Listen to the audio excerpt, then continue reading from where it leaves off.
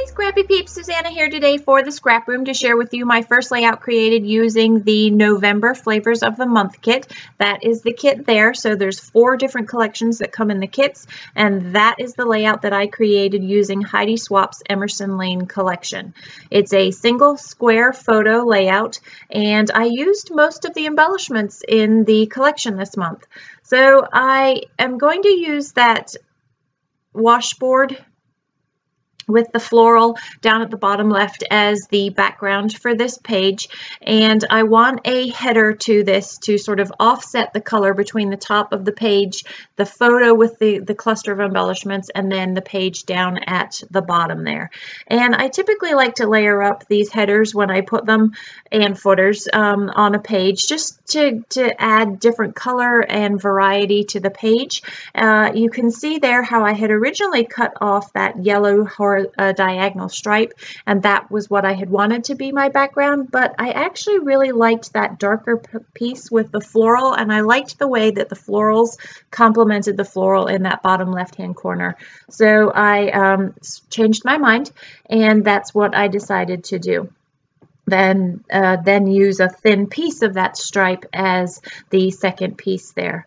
So this has a lot of floral to it, and I really like tone on tone, the tone on tone look, and so I wanted to build on that a little bit. And I've got this stencil from Tim Holtz, and I've got some Vicki Boutin Iridescent Glaze, and I'm going to use that through the stencil to just add a little bit more texture to the background of this page. I love white space on my layouts, but sometimes I like that texture to be filled in that white space. So I tend to be a little bit impatient, as I have been here, and I don't actually ever wait for most of my mixed media to dry. This is still wet, which is why you see me sort of hovering elements above it.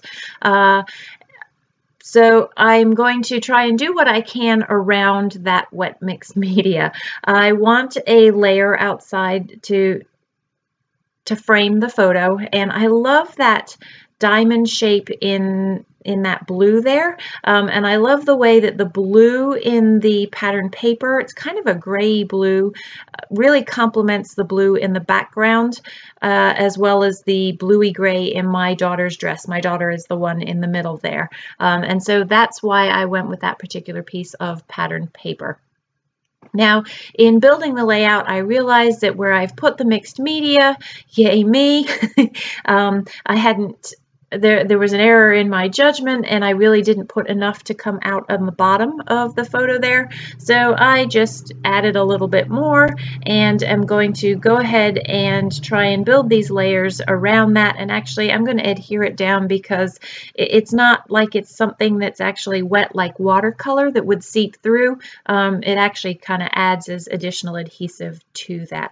So in that little heart-shaped tray there are the embellishments that come with the kit. So when you subscribe to the Scrap Room kits, you get a selection of embellishments. You don't get all of them, and that's just fine because it's a really nice taste of the kit. And honestly, when I buy full collections, I very rarely ever use them all up. But what's really nice about these embellishments is that I actually do use up all of the things that come in the kit. So coincidentally, I happen to get the numbers 7 and 8 as the numbers that I got in the kit, and this happens to be a 7th grade cotillion. So I wanted to incorporate that 7 in there, and that ends up being part of the title of this layout, which is 7th grade cotillion. Very non-original, but still that's the title, and that's how I was able to incorporate the bits that came in the kit into this layout there.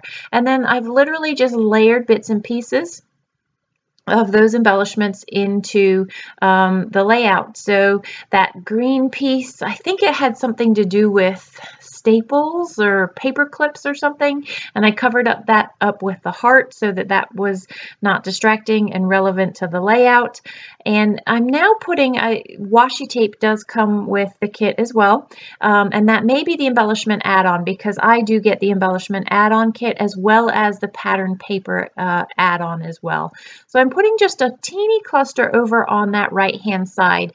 I am a stickler for the visual triangle in most of my my designs, and I feel that that little cluster over on that right hand edge gives me the visual triangle. So you'll move from the title and the photo cluster over to that little title, that little cluster on the right hand side, down to where it says today with those florals, and then back up, and that creates and closes the triangle through that white space in through there.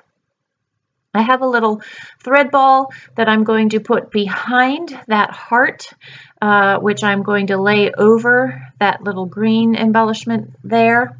And all of that is sitting nestled on top of the envelope. There is an envelope that comes with every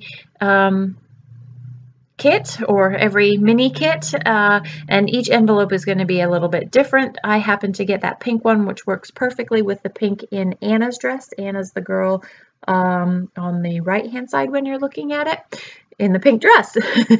And there is, my original intent had been to put the journaling inside the envelope, but I don't have anything journaled in there because I actually ended up journaling on the layout itself, which I will do off camera.